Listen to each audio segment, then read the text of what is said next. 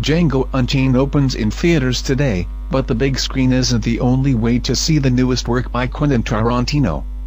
The issue of the Django Unchained comic book miniseries from DC/Vertigo Comics is available now in comic book stores and online, and in advance of tomorrow's film debut, Wired has a look at the Tarantino's introduction to the comic, along with the original character sketches by artist R.M.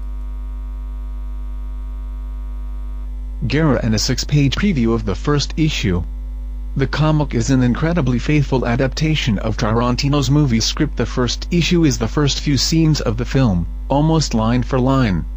Drawing on the director's story, the book's interior art comes from Guerra, who made characters that hew closely to their actor counterparts but are their own characters entirely. The artist's Django, the slave that becomes a bounty hunter, has a more steely cowboy vibe than smooth, cool Jamie Foxx. Ruthless plantation owner Calvin Candie looks even more maniacal than Leonardo DiCaprio. And Candie's house slave Steven looks far more jolly and grizzled on the page than Samuel L. Jackson does on screen.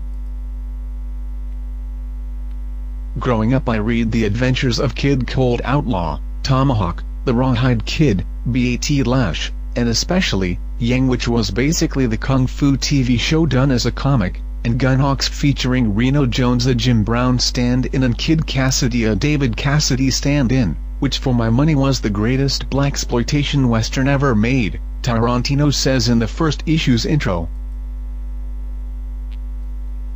And it's in that spirit of cinematic comics literature that I present to you Django Unchained.